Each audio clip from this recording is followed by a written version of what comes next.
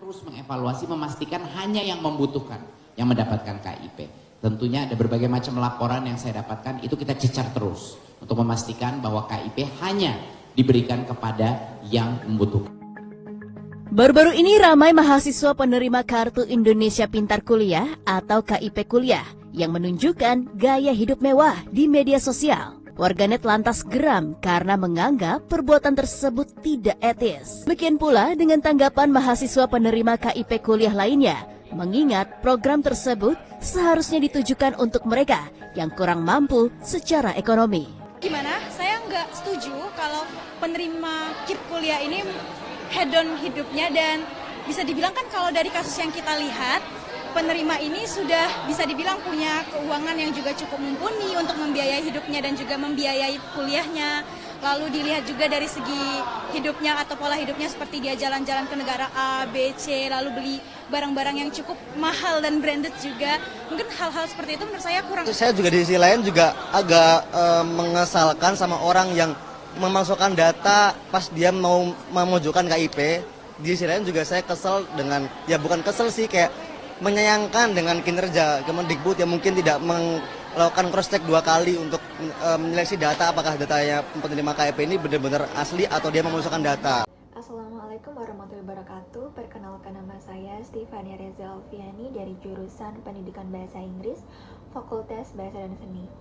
Pada kesempatan ini saya akan menyampaikan mengenai penerapan sila kedua Pancasila, yaitu kemanusiaan yang adil dan beradab, dengan fokus pada ketidakadilan yang sering terjadi dalam pembagian KIP beasiswa di Indonesia, seperti pada video yang terputar di awal tadi.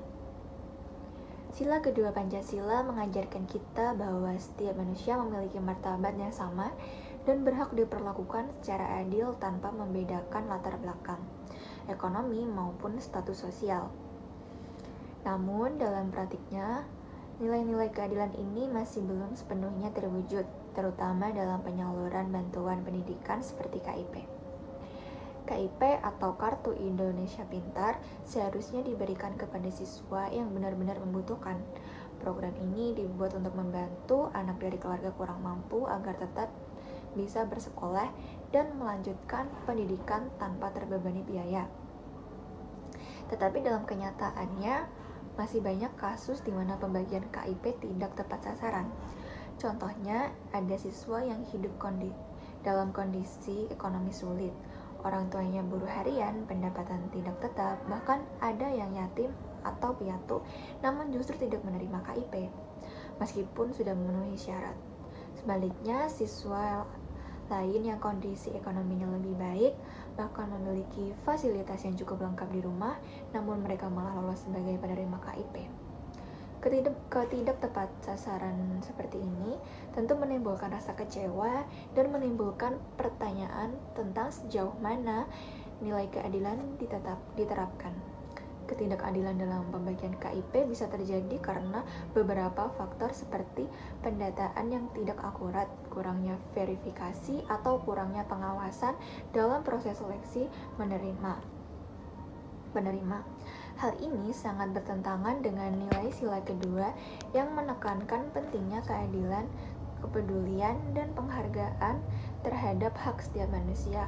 Oleh karena itu, untuk mewujudkan keadilan sesuai sila kedua, semua pihak harus terlibat. Sekolah harus teliti dalam mendata siswa, pemerintah harus lebih transparan dalam proses seleksi, dan masyarakat juga harus memberikan informasi yang jujur.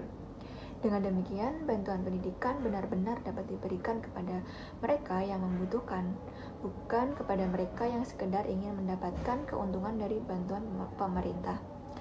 Jika nilai kemanusiaan yang adil dan beradab benar-benar kita terapkan dalam pembagian KIP, maka kesempatan pendidikan akan lebih merata, anak-anak yang kurang mampu bisa melanjutkan sekolah, mengembangkan potensi, dan mengejar cita-cita mereka tanpa hambatan. Itulah bentuk nyata penerapan sila kedua dalam kehidupan sehari-hari. Demikian yang dapat saya sampaikan. Kurang lebihnya mohon maaf. Wassalamualaikum warahmatullahi wabarakatuh.